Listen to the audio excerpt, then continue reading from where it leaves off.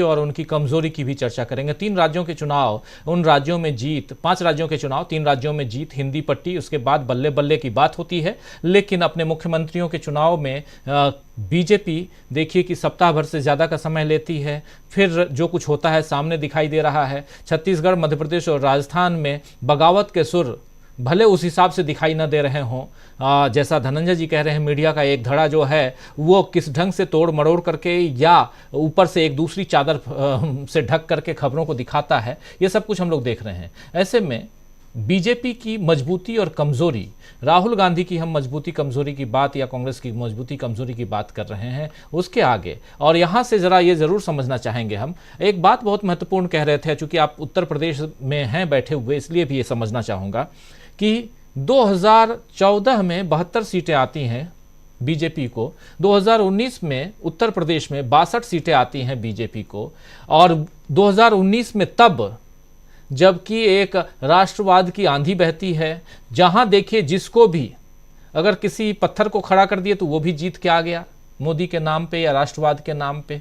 लेकिन क्योंकि कई लोगों को मैंने देखा है जो जीत नहीं सकते थे, पार्षदी का चुनाव ना जीत पाए, वो सांसद बन के बैठे हुए हैं सदन में, तो ऐसे लोगों को हमने देखा। वैसे में अगर उत्तर प्रदेश में 10 सीटें कम हो गई तो अब क्या यहाँ 2024 में ये सीटें बढ़ के फिर 10 सीटें बढ़ जाएंगी, 62 से फिर 72 हो जाएंगी या 70 हो जाएंगी?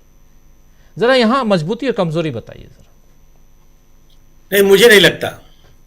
उत्तर प्रदेश का राजनीतिक तासीर क्या है, यह 1993 का इलेक्शन आप सबके सामने है।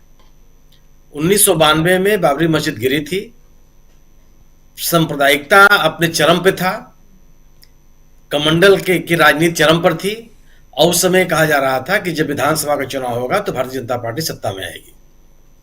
सामाजिक आंदोलन से सामाजिक न्याय की 2 राजनीतिक दल एक साथ मिल गए, बहुजन समाज पार्टी, समाजवादी पार्टी, और भारतीय जनता पार्टी कहीं आता पता नहीं चला। यह मैं 1993 की बात कर रहा हूं। अब मैं आपसे बात करता हूं 2022 की। 2022 के दौरान इस राज्य में 5 उपचुनाव हुए। मैनपुरी, आजमगढ़ और रामपुर, 3 लोकसभा के उपचुनाव हुए, और घोसी और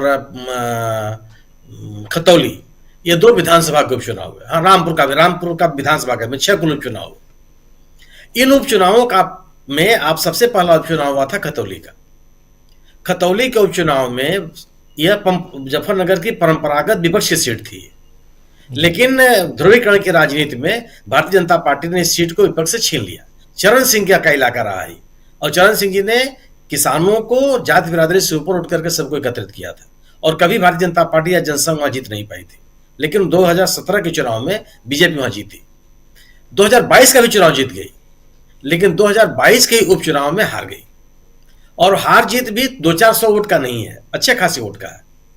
वजह क्या थी कि वहां विपक्ष एक साथ मिलकर लड़ा, राष्ट्रीय लोकदल का उम्मीदवार और बाकी सभी लोगों ने उनको समर्थन किया, और राष्ट्रीय लोकदल ने उस इलाके में अपने उम्मीदवार को खड़ा करने के पहले उस पूरे के पूरे इलाके में वहां जयंत चौधरी ने किसान आंदोलनों के साथ, किसान संगठनों के साथ मिलकर के सामाजिक समरसता के लिए लंबे प्रयास किए। हर वर्ग में उन्होंने अपने पहुंचने की कोशिश की, और जो दंगों के बाद 2012 के दंगों के बाद से जो पश्चिमी उत्तर प्रदेश का सामाजिक ताना बाना बिखरा हुआ था, उसको काफी हद तक समेट लिया, और वो दिखाई पड़ा। जो जाट, अल्पसंख्यक, दलित या गुजर एक साथ वोट देने के लिए तैयार नहीं थे, उन सबको इन कोशिशों ने उसका असर दिखाया, और सब एक साथ विपक्ष के साथ खड़े हो गए, और भारतीय जनता पार्टी हार गई। जबकि ऐसा भी नहीं कह सकते आप कि योगी जी की सरकार ने कुछ किया नहीं, बड़े पैमाने पर प्रचार किया वहां। आप घोसी का भी सबसे पुराना उपचुनाव था खतौली, और लेटेस्ट उपचुनाव है घोसी। घोसी भी परंपरागत रूप से विपक्षी सीट रही है, इसमें कोई दो राय नहीं। लेकिन जब ओम प्रकाश राजभर, महान दल और जैसे लोग अलग हुए हैं विपक्षी राजनीति से, अरे भारतीय जनता पार्टी के साथ गए, तो वहां पे इनकी स्थिति मजबूत हुई। लेकिन जो उपचुनाव हुआ, उस उपचुनाव में 20% अधिक वोट पा करके फिर समाजवादी पार्टी का उम्मीदवार जीता, और भारतीय जनता पार्टी वहां हार गई। जबकि ओम प्रकाश राजभर जैसे लोग, जिनका असर है, मैं स्वीकार करता हूं कि उस इलाके में राजभर समुदाय की बड़ी संख्या में वोट है, और ओम प्रकाश राजभर जी का असर है, बावजूद इसके 20% अधिक मत पा करके घोसी का उपचुनाव समाजवादी पार्टी जीती। लेकिन वहां समाजवादी पार्टी अकेले नहीं थी, समाजवादी पार्टी का उम्मीदवार था, वामपंथी दल प्रचार कर रहे थे, कांग्रेस के लोग प्रचार कर रहे थे और इंडिया दल समूह के सभी प्रचार कर रहे थे। और मायावती जी का उम्मीदवार नहीं था वहां, और मायावती जी की अपील ने काम नहीं किया जी। मेरा अपना मानना यह है कि कोई भी एक दल, लेकिन मैं आपसे कहना चाहूंगा कि कोई भी एक दल, भले ही समाजवादी पार्टी हो, वह बीजेपी को अपने अकेले दम पर नहीं हरा सकती, अपने दल पर चुनाव नहीं लड़ सकती। मैं ये कहता हूं कि उनके दल पर चुनाव भी नहीं लड़ सकती, कि बीजेपी के पास जो संसाधन है, समर्पित कार्यकर्ताओं की एक अच्छी खासी जमात है और एक मजबूत नेतृत्व उनके पास है और प्रतिबद्ध मतदाता है, वो मतलब भक्त मतदाता उनके साथ है, वो समर्थक नहीं है, भक्त मतदाताओं की एक अच्छी खासी जमात। उनसे लड़ने के लिए आपको एक साथ लड़ना पड़ेगा। मेरा अपना मानना है कि भारतीय जनता पार्टी के खिलाफ जो इंडिया दल समूह है, जिसमें समाजवादी पार्टी को आगे करके और कांग्रेस को केंद्र में रख करके अगर उत्तर प्रदेश में विपक्षी दल चुनाव लड़ते हैं तो यह भारतीय जनता पार्टी के लिए बड़ी चुनौती होगी। भारतीय जनता पार्टी इस समय अपनी उरूज पर है उत्तर प्रदेश में, लेकिन 2022 के चुनाव में 6 जिले ऐसे हैं जहां बीजेपी का खाता नहीं खुला, और पश्चिम उत्तर प्रदेश के कई ऐसे जिले हैं जहां लगातार बीजेपी जीतती रही है, वहां भी बीजेपी को हार का सामना करना पड़ा। सत्ता में आ जाने के आधार पर राजनीतिक प्रभावों का निष्कर्ष नहीं निकाला जाना चाहिए। समाजवादी पार्टी ने निश्चित रूप से भारतीय जनता पार्टी के खिलाफ एक मजबूत माहौल तैयार किया है, लेकिन लोकसभा के चुनाव में, विधानसभा चुनाव के बाद जो सक्रियता समाजवादी पार्टी की तरफ से उम्मीद की जा रही थी, वो नहीं दिखाई पड़ी। एक जूझती हुई समाजवादी पार्टी जो मुलायम सिंह जी की समाजवादी पार्टी रही है। मुलायम सिंह जी को लोग इसीलिए याद करते हैं कि वो अपने मुद्दों के साथ कभी भटके नहीं। उन्होंने कभी इस बात की चिंता नहीं की कि बहुसंख्यक हमसे नाराज हो जाएगा, खुश हो जाएगा। वो उनका एक समाजवादी नारा था, शिक्षा मुफ्त हो, सिंचाई मुफ्त हो, स्वास्थ्य मुफ्त हो, अच्छी सुविधाएं लोगों को मिले और जो विकास के उपलब्धियां वो सब तक पहुंचे, उस नारे के साथ चलते। धर्मनिरपेक्षता के बड़े भारी पोषक थे। उन्होंने वो मौलाना कहला गए, लेकिन कभी उन्होंने बहुसंख्यक की राजनीति की। वो एक प्रतिबद्धता चाहिए आपके पास, और हमेशा जूझते रहे। कभी मैंने एक से एक आंदोलन को देखा, उनमें उनकी सक्रियता हमने देखी है। वह जो एक जुझारूपन समाजवादी पार्टी की तरफ से की उम्मीद की जा रही थी, वह 2022 के विधानसभा चुनाव के बाद अखिलेश जी की तरफ से नहीं दिखाई पड़ी। जो आक्रामकता उनकी विधानसभा के अंदर दिखाई पड़ती है, वो सड़क पर नहीं दिखाई पड़ी। इससे एक बड़ा वर्ग जो है, खासतौर से अल्पसंख्यक समुदाय में समाजवादी पार्टी के प्रति नाराजगी हुई। लेकिन वो वर्ग जो है अभी भी बीजेपी के कम से कम खिलाफ है, और एक बड़ा तबका है जो एक ध्रुवीकरण की राजनीति से भारतीय जनता पार्टी ने एक अच्छा खासा समूह तैयार कर लिया है उत्तर प्रदेश में। उसको वह कोई अपराजय नहीं है। मेरा मानना है कांग्रेस, समाजवादी पार्टी, राष्ट्रीय लोकदल, भीम आर्मी सेना, और अगर उसमें मायावती जुड़ जाती हैं, ये बहुत ही डेडली कॉम्बिनेशन होगा बीजेपी के लिए। उसका कोई काट उनके पास नहीं है, सिवाय आप इस अयोध्या के राम मंदिर का जितना डिविडेंड मिलना था मिल चुका है। अब वो नहीं, अब सबके सामने रोजी रोजगार का सवाल है। कोई ऐसा व्यक्ति नहीं है जो भारतीय जनता पार्टी का अंधभक्त अगर नहीं है या भक्त समर्थक नहीं है, तो उसके साथ अगर वो ये नहीं कहता कि हमको 500 रुपए का पेट्रोल मिलेगा तभी हम बीजेपी को वोट देंगे, ऐसे लोगों को आप प्रभावित नहीं कर सकते। उनके अपने मुद्दे हैं, उनके जीवन में यह लक्ष्य है कि मंदिर बनना चाहिए, मंदिर बन गया, खुश है वो। उनके लिए है कि काशी विश्वनाथ कॉरिडोर बनना चाहिए, उनके लिए खुशी की बात है, वो उनके साथ है, उनके राजनीतिक लक्ष्यों के साथ बीजेपी के साथ है। लेकिन ऐसे लोगों की संख्या बहुत कम है। ऐसे लोगों की तादाद बहुत ज्यादा है जो सरकार से गवर्नेंस चाहते हैं, जो ये चाहते हैं कि उनके जीवन में तब्दीली आवे, उनके जीवन से जो जुड़े हुए सवाल हैं उनका समाधान हो। वो ये चाहते हैं कि उनके बच्चों को एक बेहतर शिक्षा मिले, उनके परिवार के वृद्ध जन हो उनको एक सामाजिक सुरक्षा मिले और स्वास्थ्य की बेहतर स्थितियां हो, उनमें कोई सामाजिक तनाव हो। वह ऐसा वर्ग कोई बहुसंख्यक समाज नहीं चाहता। बड़ी तादाद में ऐसे लोग चाहते हैं जो शांति हो। इन राजनीतिक दल अगर एक साथ आते हैं तो यह भारतीय जनता पार्टी के लिए बहुत मुश्किल हो जाएगा, क्योंकि फिर भारतीय जनता पार्टी जिन आधारों पे अपना वोट लेने के लिए बात करती है वो नहीं चल पाएगा। जिस तरह की चुनौती विपक्षी दलों ने बिहार में खड़ा किया है, आप वही स्थिति बन जाएगी उत्तर प्रदेश में। आरजेडी, जनता दल यूनाइटेड, वामपंथी, कांग्रेस, इन और 9 दलों का गठबंधन चल रहा है बिहार में। और आज स्थिति यह है कि तमाम कोशिशों के बावजूद बीजेपी के लिए वह जगह नहीं दिखाई पड़ रही है जो उनको 2019 में दिखाई पड़ा था, और यह बीजेपी को पता था और आज ही पता है। इसलिए वह लगातार चाहते रहे कि कम सीटें आने के बाद भी उन्होंने नीतीश कुमार को मुख्यमंत्री बनाया। बीजेपी ऐसा स्वीकार नहीं करती है। वो अपनी चीज अपनी उपलब्धियों को किसी के साथ शेयर करने के लिए तैयार नहीं होती।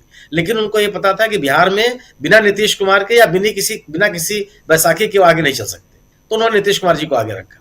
वही ठीक कॉम्बिनेशन बनेगा उत्तर प्रदेश में।